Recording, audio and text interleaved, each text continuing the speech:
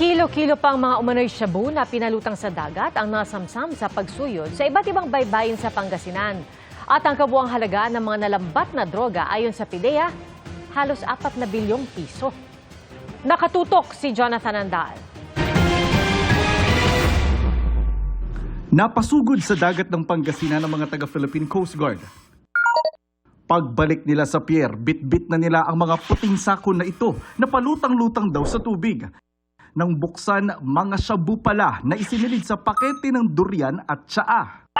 Galing po kami sa sir, sa Payaw. Nakita po kami sako na nakalutang. Nakakuha po kami ng isa tapos tuloy-tuloy na po namin nakita na may nakalutang pa sa dagat. Kinarga namin. Tapos binuksan namin sir kung ano yung laman, kala namin durian. Tapos laman pala sir, may yung kristal. Kung bakit nasa dagat, probably these drug syndicates were trying to pierce our porous seaports.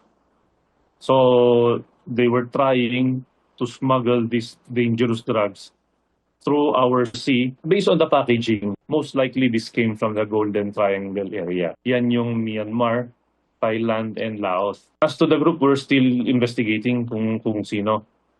Kasi walang lumitaw na kukuha dun eh. Sabi ng PIDEA, ito na ang pinakamalaking halaga ng droga na nakuha sa dagat ng Pilipinas. Umaabot na kasi ito ngayon sa 588 kilos na nagkakahalaga ng halos 4 na bilyong piso. Nasabat ang mga ito sa 2 araw na pagsuyod ng mga otoridad sa dagat na sakop ng Agno, Bani at Bolinao sa Pangasinan mula noong Huwebes sa tulong na rin ng mga mangingisda roon.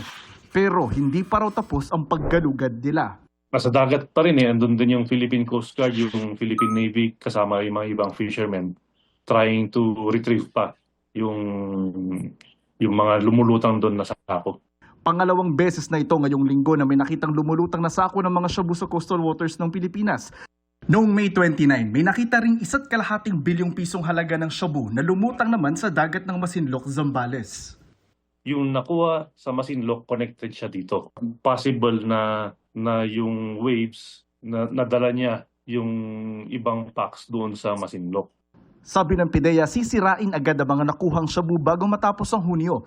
Bibigyan daw nila ng pabuya ang mga nagtimbre na mangingisda. Ang Coast Guard na una nang nagbigay ng parangal sa mga mangingisda sa Bataan. Pinarangalan natin sila to say thank you.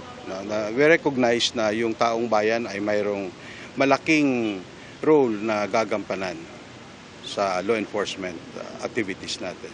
Para sa GMA Integrated News, Jonathan Andal, nakatutok, 24 oras.